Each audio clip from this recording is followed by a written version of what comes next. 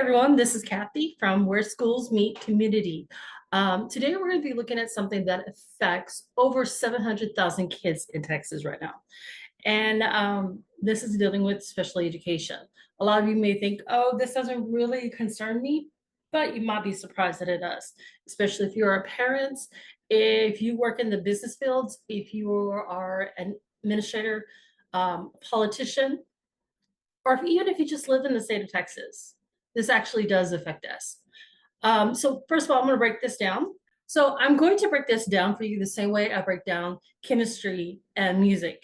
We're going to start with the basics. We're going to look at what went wrong, examine some real life examples, and then most importantly, we're going to talk about what we can actually do to fix it.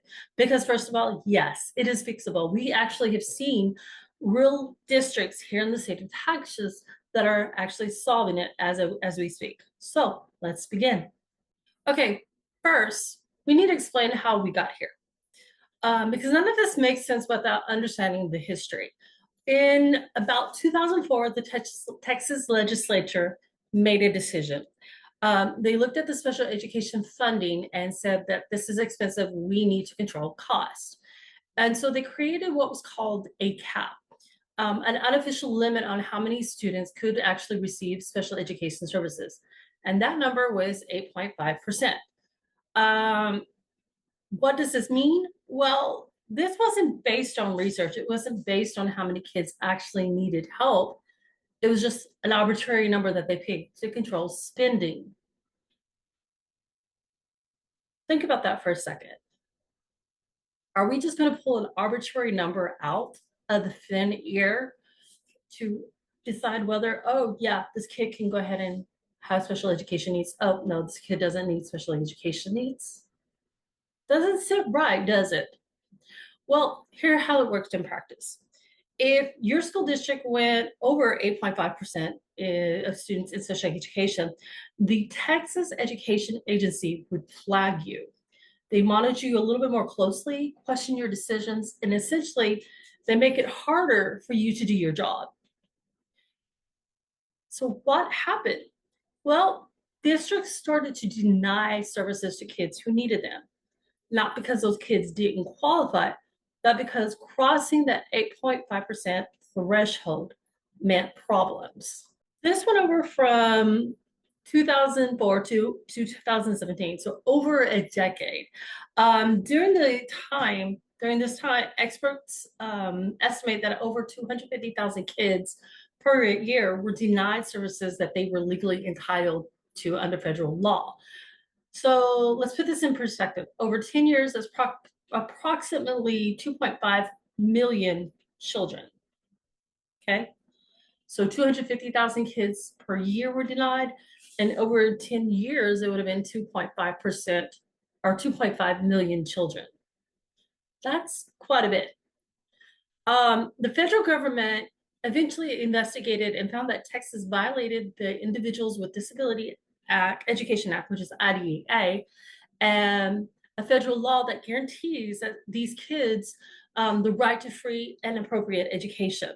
Texas was fined over $277 million. The cap became officially ended, or the cap was officially eliminated in 2017. But here's what you need to understand. Even though the cap is gone, we're still dealing with the consequences. I mean, we're all like 8 years away and we're still having to deal with all the consequences of kids who were backlogged because they were not able to get the special education needs that they needed.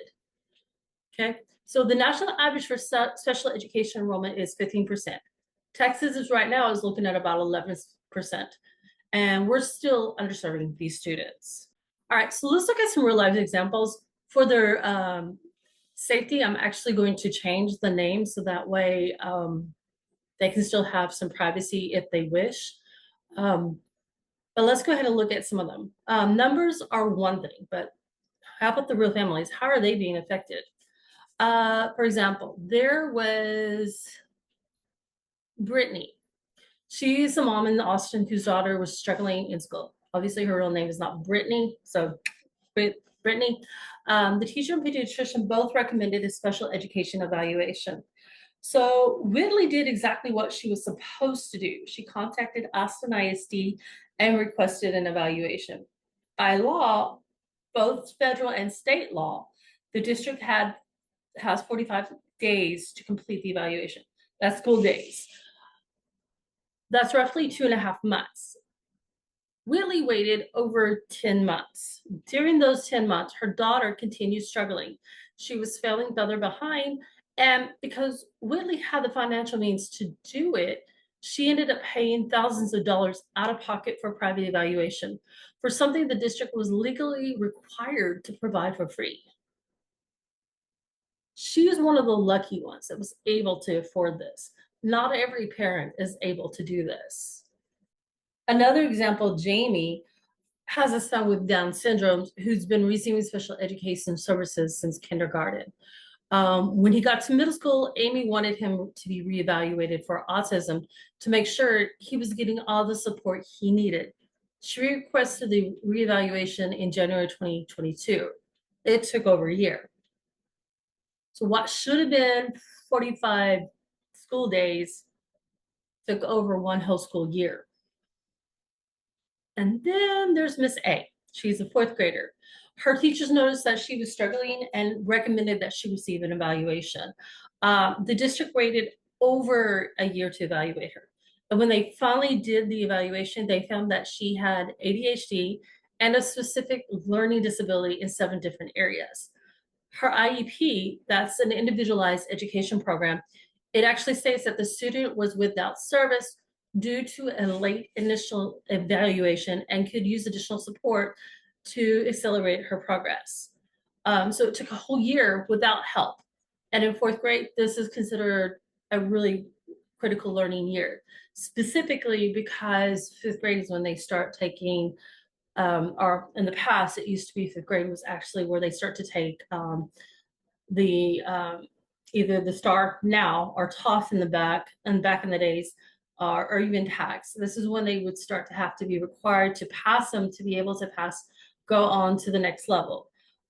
Right now, that has been put on pause for a lot of kids. But again, like I said, this is actually where the state had started to do that. They were requiring students to pass the fifth grade star just to be able to go on. Here's what happened with Austin ISD. In January 2023, the district had over 1,780 overdue evaluations. That's 1,780 overdue evaluations.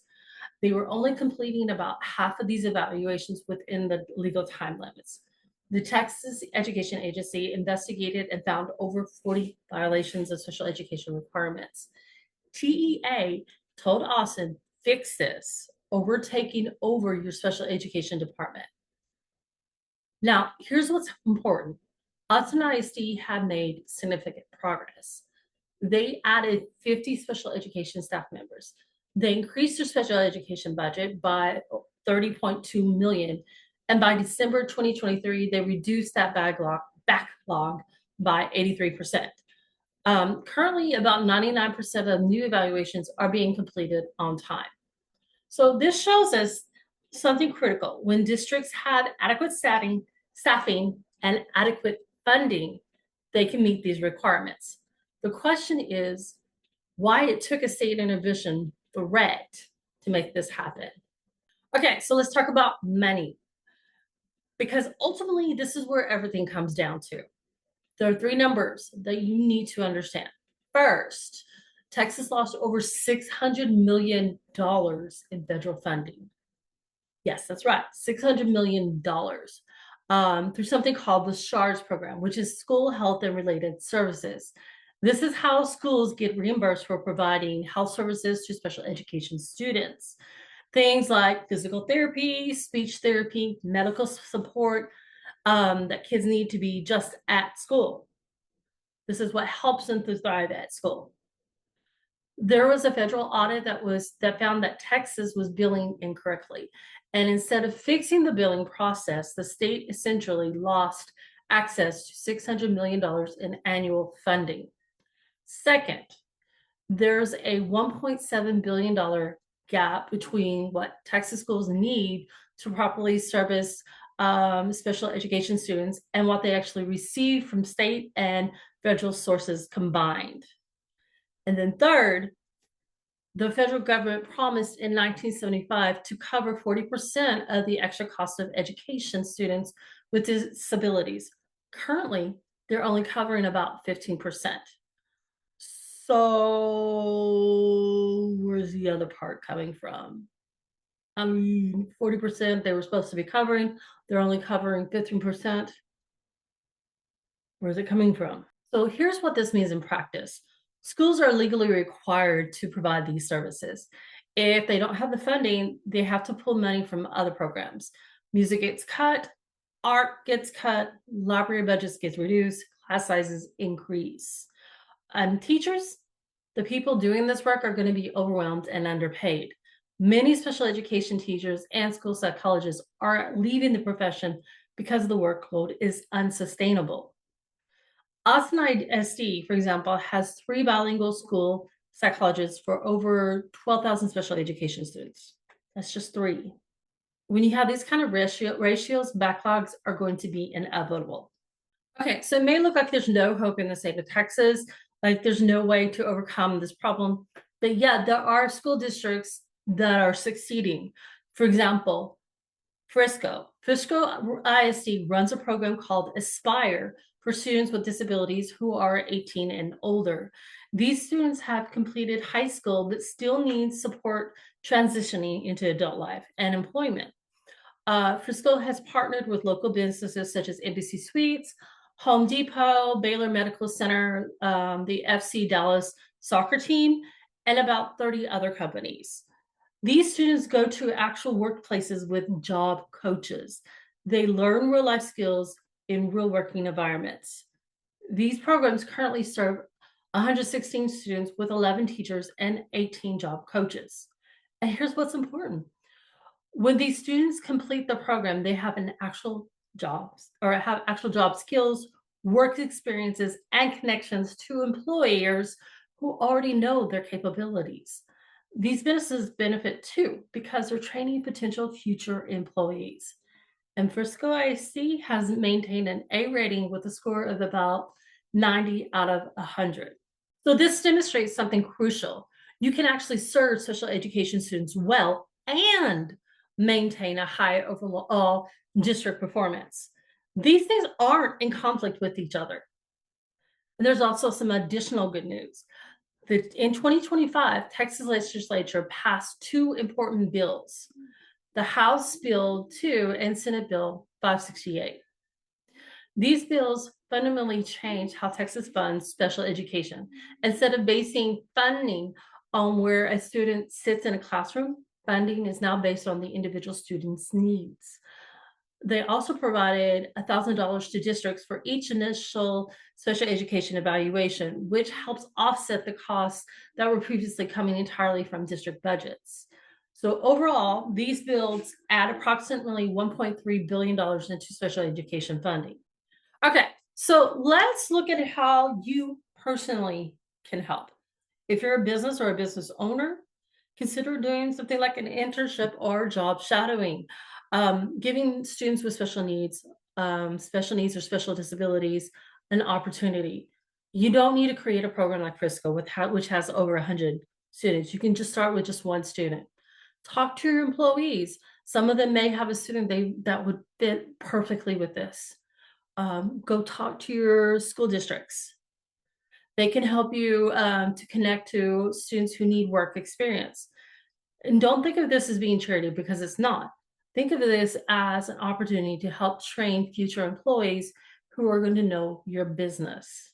If you're in local government, such as the city council, county and commissioner, or even the mayor, you can create local grants to supplement what school districts receive from the state. Even $50,000 to $100,000 can make a measurable difference.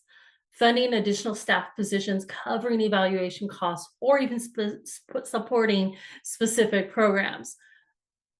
You can also host community forums specifically about special education, and this helps to bring together parents, teachers, and community members. Let people share their experience and identify local solutions. And if you're a state legislature, the bills passed in 2025 were important progress. Thank you for that. But there's a lot more work to be done. That 1.7 billion funding gap is real and growing. We need to continue pushing for full funding and tiered systems. We need to go to cover ongoing evaluation reimbursements. We need to look at restoration of the $600 million lost in sheriff spending. And we need the elimination of the placement penalty that reduces funding when students receive services outside general education classrooms. These students have a legal right to appropriate education, and the funding needs to match that obligation. If you're a parent who's navigating this situation, whether it's your first time or whether you've been here a long time, document everything. Document, document, document, document. Keep records of every request, every email, every conversation. Request evaluations in writing, always in writing. Okay, know that you have legal rights under IDA, and the district must evaluate your child within 45 school days of you receiving your consent. If you're experiencing delays, contact SPED Text at 1-855-773-3839. They can provide guidance on your rights and next steps. And then continue to connect with other parents through special education advisory councils. There's going to be strength in numbers. And for my fellow teachers out there, I know you're going to be overwhelmed. I know the caseloads are unsustainable. Okay.